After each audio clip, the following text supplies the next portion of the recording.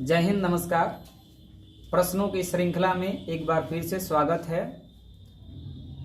बहुत ही ज़बरदस्त प्रश्नों को हम लोग देखने जा रहे हैं जो आपके परीक्षा में बार बार पूछे जाते हैं और आपके परीक्षा के लिए बहुत ही महत्वपूर्ण होने वाले हैं।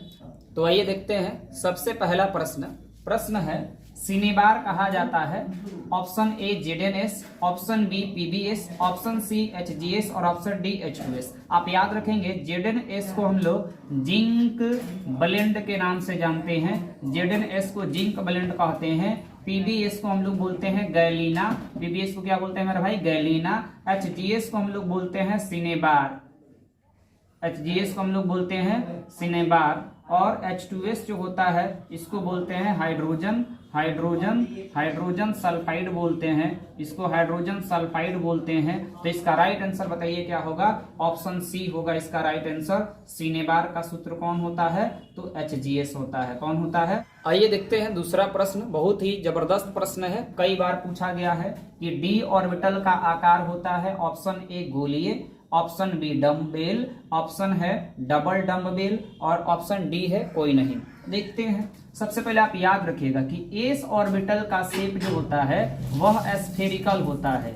एस ऑर्बिटल का शेप कैसा होता है? स्फेरिकल होगा, अर्थात गोलीय होगा। अगर आपके पास पी ऑर्बिटल है तो पी ऑर्बिटल का शेप जो होता है वह डम्बेल होता है। डम्बेल होता है यानी इसके जैसा होगा, डमरू के जैसा होगा, डम्बेल होगा। और यदि आपके पास डी ऑर्बिटल है तो उसका शेप जो होता है मेरे भाई डबल डम्बेल होता है। डबल डम्बेल होता है और इसको ऐसे आप रिप्रेजेंट कर सकते हैं डबल डम्बेल को इसके जैसा। एफ ऑर्बिटल होगा तो उसका शेप जो होता है वह कॉम्प्लेक्स होता है। क्या होता है? कॉम्प्लेक्स होता है।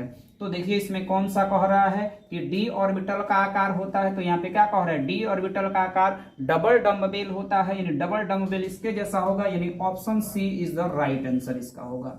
डी ऑर्बिटल का शेप क्या होता है? डबल डम्बेल होता है। ऑप्शन। तीसरा प्रश्न है, बिना बुझा हुआ चूना को जब जल में डाला जाता है तो अभिक्रिया होती है। यानी बिना बुझा हुआ चूना को जब जल में डालते हैं तो इसमें से कौन सी अभिक्रिया होगी? उष्माक्षेपी यानी उष्मा का उत्सर्जन होगा, कि उष्मा शोषी यानी उष्मा को अवशोषित करेगा, या विस्फोटक अभिक्रिया होगा, या कोई नहीं। तो देखते हैं। कह रहा है कि बिना बुझा हुआ चूना, यानी बिना बुझा हुआ चूना को बोलते हैं कैल्शियम ऑक्साइड। क्या बोलते हैं मेरे भाई? Calcium oxide. बिना बुझा हुआ चूना कली चूना होता है और इसको कह रहा है कि जल में डालना है, यानी H2O में क्या कर रहे हैं? इसको डाल रहे हैं। तो जब जल में इसको डालिएगा तो यह बना लेगा कैल्शियम हाइड्रोक्साइड और यह जो होगा बुझा हुआ चूना हो जाएगा। ये बिना बुझा हुआ चूना है, ये बुझा हुआ चूना हो गया और इसके फलस्वरूप ढेर सारा मात्रा में हीट निकलता है और जिस अभिक्रिया में हीट का उत्पन्न होता है वह कौन सी अभिक्रिया होता है? उष्माक्षेपी। यानी इसका राइट आंसर कौन सा होगा? ऑप्शन ए होगा, उष्माक्षेपी। कौन सा होगा? उष्माक्षेपी अभिक्रिया होगा। चौथा प्रश्न है, बुझा हुआ चूना है CaO option A, B option है CaCO3, ऑप्शन सी है CaOH का होल ट्वाइस, ऑप्शन डी कह रहा है CaCl2। अभी हमने बताया था कि ये जो होता है कली चूना होता है और कली चूना होता है तो इसको बिना बुझा हुआ चूना बोलते हैं। यह आपका संगमरमर कैल्शियम कार्बोनेट है जिसको संगमरमर के नाम से हम लोग जानते हैं, संगमरमर होता है। और यह जो है आपका बुझा हुआ चूना है, कैल्शियम हाइड्रोक्साइड है और यह क्या है? बुझा हुआ चूना है। बुझा हुआ चूना है और पूछ रहा है कि बुझा हुआ चूना कौन है, यानी ऑप्शन सी जो है इसका राइट आंसर होगा। ऑप्शन सी, बुझा हुआ चूना का सूत्र क्या होता है? CaOH का होल ट्वाइस होता है और यह आपका कैल्शियम क्लोराइड है। प्रश्न संख्या 5वां है, कार्बन का संयोजकता है, यानी कार्बन का वैलेंसी पूछा गया है कि ऑप्शन ए 1 है कि ऑप्शन बी 2 है कि ऑप्शन सी 3 है और ऑप्शन डी 4 है। देखते हैं। कार्बन जिसका एटॉमिक नंबर कितना होता है? 6। इसका इलेक्ट्रॉनिक कॉन्फ़िगरेशन क्या हो जाएगा? तो 1s2 2s2 और ये आपका हो जाएगा कितना? 2p2 हो जाएगा। यानी ये हमारा 2 हो गया और ये हमारा कितना हो गया? 4।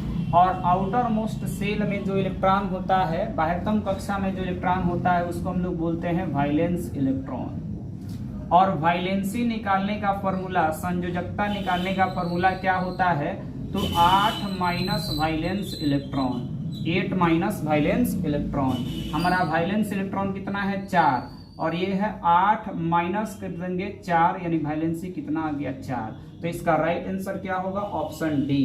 D is the most correct.